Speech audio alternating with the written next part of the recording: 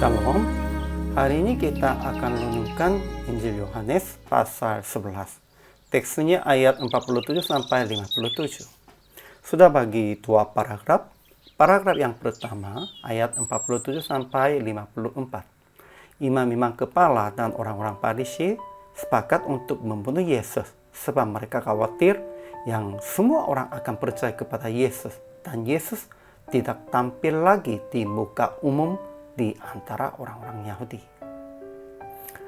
Paragraf yang kedua ayat 55 sampai 57. Pada hari Paskah sudah dekat, banyak orang mencari Yesus dan berkata, "Bagaimana pendapatmu? Akan datang jugakah ia ke pesta?" Sebab ada perintah akan setiap orang yang tahu di mana dia harus lapor agar mereka menangkap Yesus. Kesimpulannya, banyak orang Yahudi yang melihat kebangkitan Lazarus percaya kepada Yesus, tetapi juga ada beberapa orang yang menceritakan kepada orang-orang Farisi. Imam-imam kepala dan orang-orang Farisi berpikir bahwa semua orang akan percaya kepadanya dan orang-orang Roma akan datang dan akan melampas tempat suci kita serta bangsa kita.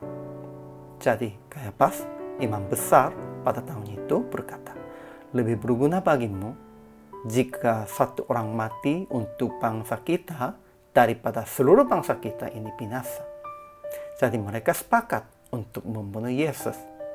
Dan Yesus tidak tampil lagi di muka umum di antara orang Yahudi.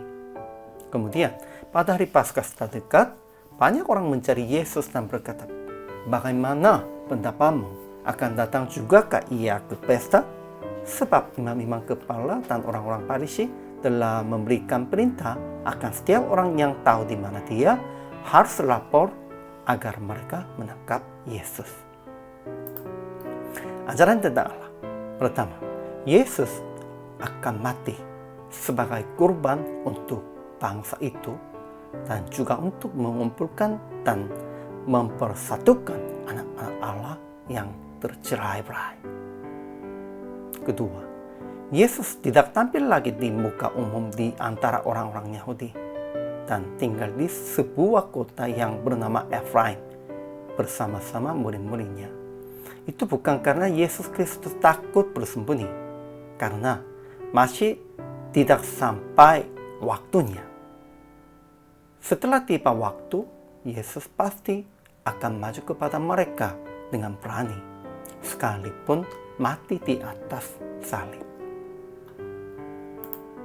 Ajaran bagi kita. Pertama, ketika mahkamah agama berkumpul, mereka khawatir sebab semua orang akan percaya kepada Yesus dan orang-orang Roma akan datang dan akan melampas tempat suci di Yerusalem dan bangsa Yahudi. Kedua, Kayafas, imam besar pada tahun itu berkata, "Lebih berguna bagimu jika satu orang mati untuk bangsa kita daripada seluruh bangsa kita ini binasa." Tetapi hal itu dikatakannya bukan dari dirinya sendiri, tetapi sebagai imam besar pada tahun itu ia bernubuat. Sekalipun dia tidak sadar, itu pekerjaan roh. Ketiga, imam-imam kepala dan orang-orang Farisi sepakat untuk membunuh Yesus. Keempat, banyak orang yang datang Yerusalem untuk hari Paskah mencari Yesus dan berkata, "Bagaimana pendapatmu? Akan datang jugakah ia ke pesta?" Ya, mereka hanya sepertinya gosip begitu. Aplikasinya. Pertama, jangan munafik seperti lebih utamakan bangsa atau kemuliaan Allah. Ya, ceritanya ini tentang imam-imam kepala dan orang-orang Farisi. Ya, kelihatannya mereka utamakan tentang bangsa dan kemuliaan Allah untuk menjaganya baik suci. Namun bukan. Mereka takutnya begitu hilang kuasa mereka. Kalau Yesus Kristus sudah memperbesarkan kekuatannya dan orang-orangnya semuanya kumpul di depan Yesus dan Yesus Kristus memerdekakan bangsa Yahudi dari Kaisarian Romawi, memang mereka akan hilangkan kekuatan dan kuasa di dalam agamawinya, sehingga mereka juga takut tentang itu. Namun munafiknya seperti utamakan bangsa atau kemuliaan Allah. Kadang hamba Tuhan juga ada begitu. Takutnya hilang kekuatan sendiri atau hilang keuntungannya sendiri. Namun munafiknya seperti utamakan jemaat atau utamakan kemuliaan Allah. Kedua, jangan rencanakan yang mengorbankan seorang lain untuk keuntungan diri atau keuntungan kelompok Anda. Mereka lah sedang rencanakan membunuh Yesus. Itu sebagai mengorbankan seorang lain untuk keuntungannya diri.